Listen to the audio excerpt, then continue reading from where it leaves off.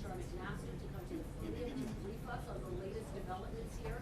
I've been talking to senior administration officials throughout the night and the early morning, and they tell me they're not only concerned about the fallout with allies, well, with lawmakers on Capitol Hill as well. Obviously, there has been a sharp backlash.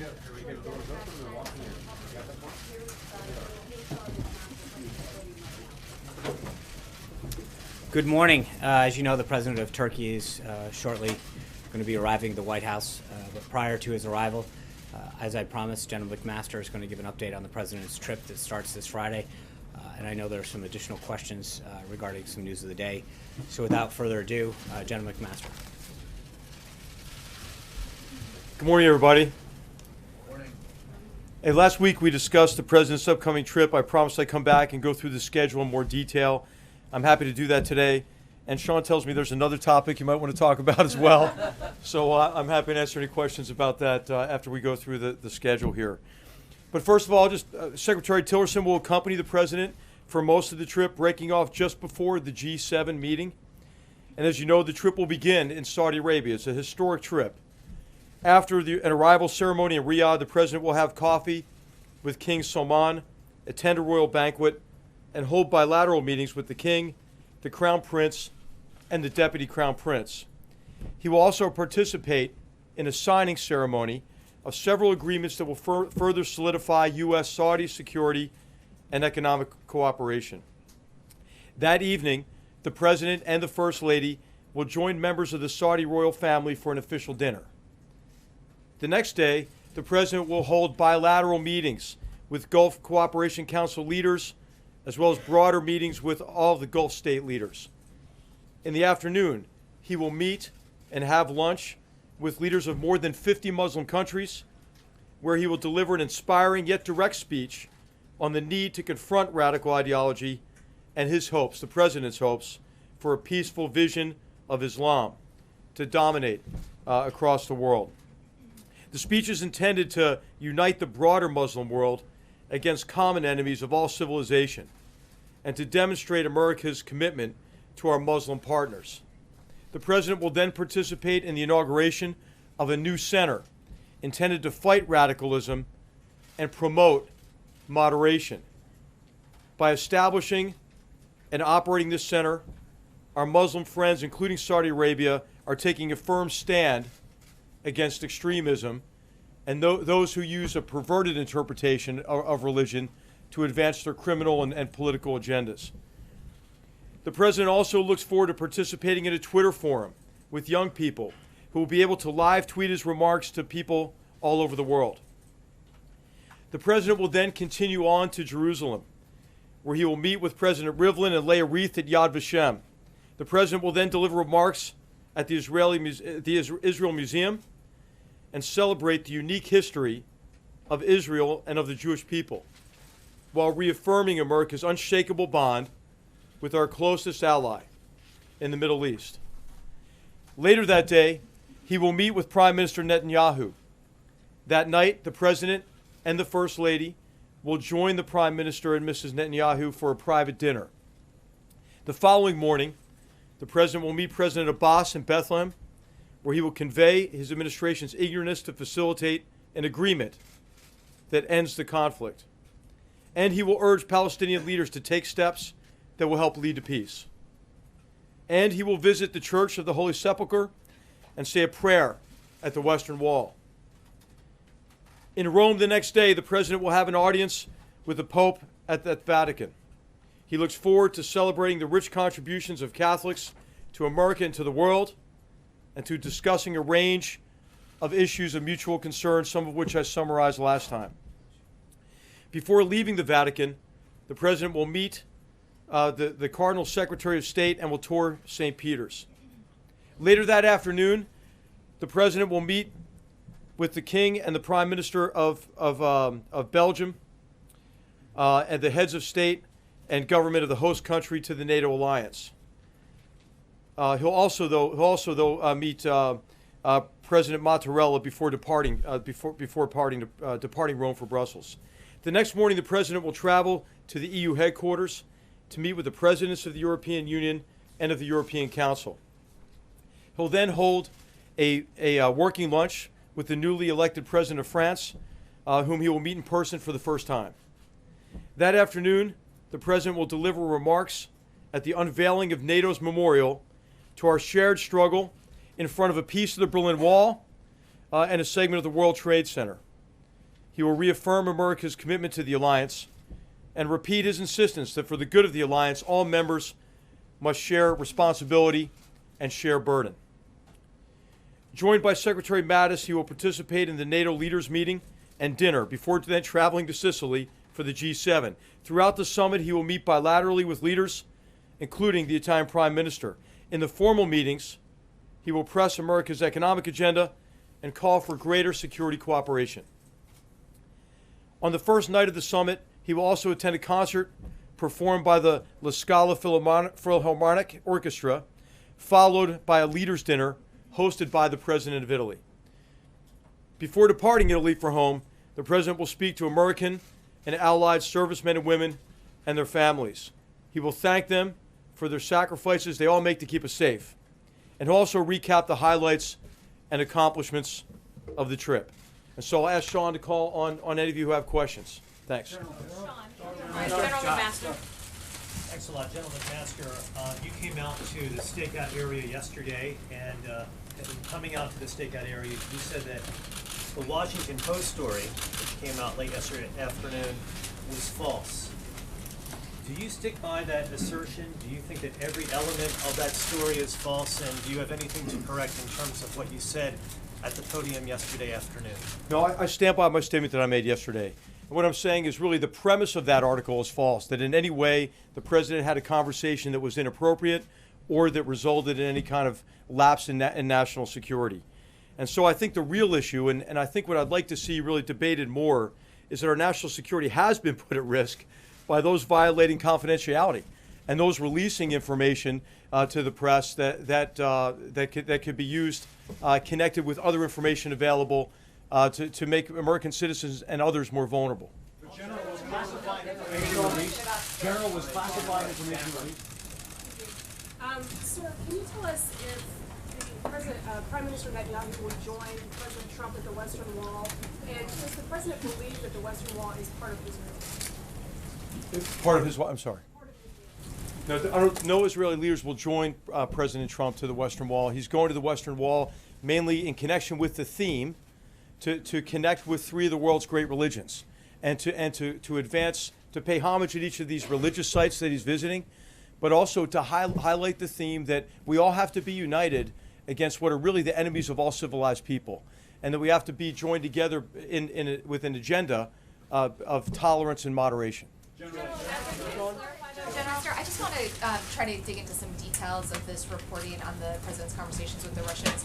Are you denying that he revealed information that was given to the U.S. by an intelligence partner? So what we don't do is discuss what is and what wasn't classified. What I will tell you is in the context of that discussion, what the president discussed with the foreign minister was wholly appropriate to that conversation and is consistent with the routine sharing of information between the president and any leaders with whom he's engaged. Was it information the U.S. received from an intelligence partner? I'm not going to be the one to confirm that sort of information that could jeopardize our security. U.S. allies that do have these type of intelligence sharing relationships with the U.S. will stop providing that information? No, I'm not concerned at all. That conversation was wholly appropriate to the conversation, and I think wholly appropriate what the expectations are of our intelligence partners. If I can follow on that, General, have you reached out to foreign partners who might have contributed such information to the U.S. and talked to them about it, tried to reassure them? If so, what was their reaction? I have not, and I'm not sure what conversations have been held about that. Carol. Going back to what you were saying earlier, if there was nothing that the president shared that he shouldn't have shared, why did his counterterrorism advisor contact the NSA and the CIA about what he had said? Yeah, I would say maybe from an overabundance of caution, but I'm not sure. I mean, I've not talked to Mr. Bossert about that, about why he reached out. But you were there, so what presumably you would understand why there was a reason to reach out. Sure, I was in the room. The Secretary of State was in the room, as you know. The Deputy Assistant, the Deputy Advisor for National Security, Dina Powell for Strategy, was in the room, and none of us felt in any way that that conversation was inappropriate. General, speak. Thanks, Sean. General, if you can tell us, when was the decision made to share that information with the Russians? Did the president spontaneously on the spot decide to give that information over? Or was there an interagency process or some kind of formal decision-making process in advance of that meeting with the Russians last week? Well, as you know, the president, it's wholly appropriate for the president to share whatever information he thinks is necessary to advance the security of the American people. That's what he did. As to your question on had that information been shared previously, I'm not sure about that. When did he make that decision, though, sir?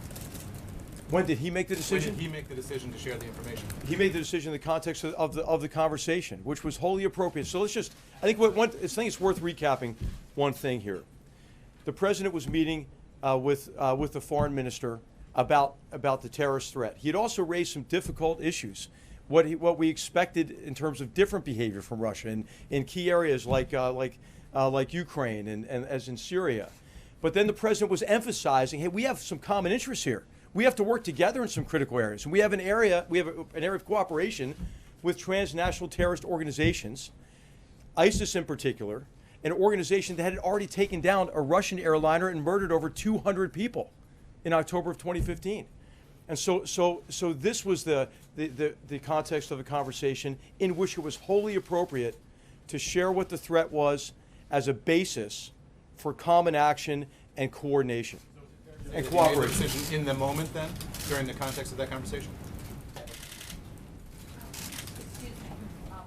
I want to follow up first with Jennifer's question, which you didn't answer about the Western Wall being part of Israel. Oh, that sounds like a policy decision for and that's the president's intention. And I did answer the question in terms of what his intention is and what did he go with Israeli officials. The president's intention is to visit these religious sites to highlight the need for unity among three of the world's great religions. Unity in confronting a very grave threat to all civilization, and unity in embracing an agenda of tolerance.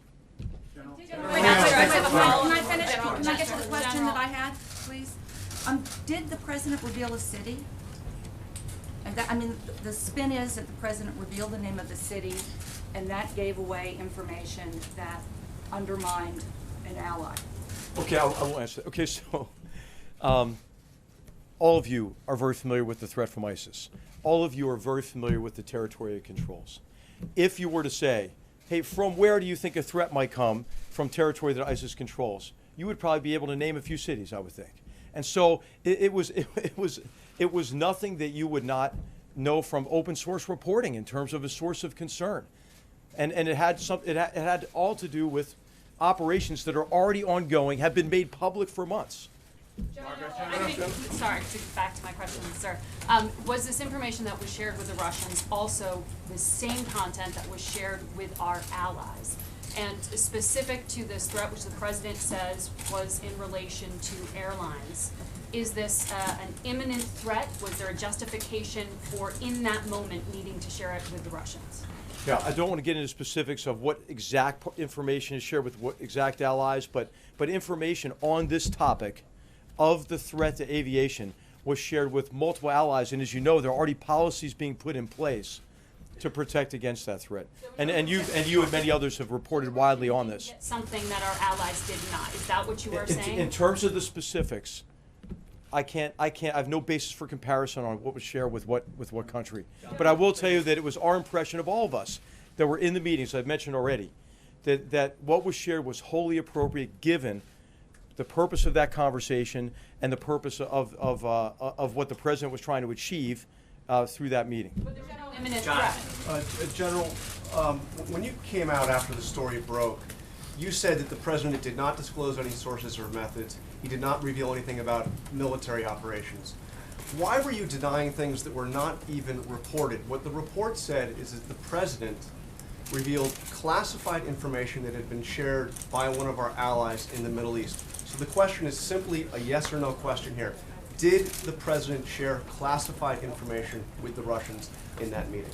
And as I mentioned already, we don't say what's classified, what's not classified. What I will tell you again is that what the president shared was wholly appropriate. The story combined what was leaked with other information and then insinuated about sources and methods. So I wanted to make clear to everybody that the president in no way compromised any sources or methods in the course of this conversation. General, you do say, though, that national security has been put at risk by the leak of this. Do you have any idea how this got out, and what steps are you taking by virtue of discovering this, as you did, to try to limit the potential for any more leaks of national security information? I think national security is put at risk by this leak and by leaks like this. And there are a number of instances where this has occurred. And I think it's important to investigate these sort of things and to make sure that we have trusted organizations across our government that allows for the free sharing of information and collaboration.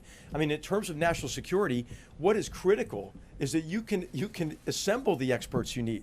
You want a bigger group, right, for any of these complex problems, because you need their expertise. You need the tools that they bring to bear from different agencies and departments.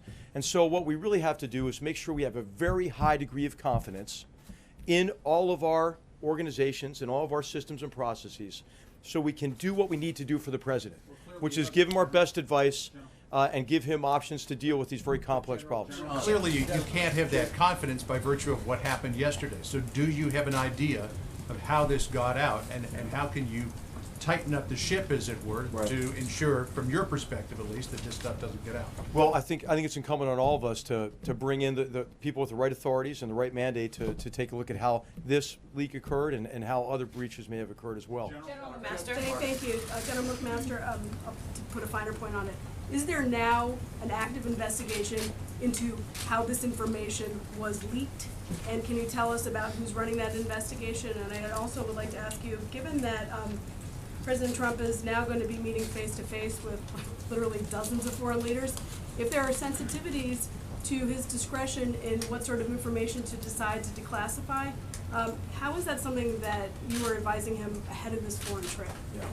Well, I mean, there are no sensitivities in terms of me or anybody who's been with the president in many of these engagements. He shares information in a way that is wholly appropriate. And I should just make maybe the statement here that the president wasn't even aware, of where this information came from. He wasn't briefed on the source and method of the information either. So I'm sorry, this is going to be the last question, because we do have the president of Turkey coming, I think, momentarily. Thank you very much. Contradict you. He contradicts you, General. We have more questions, General. Will you release the transcripts, John?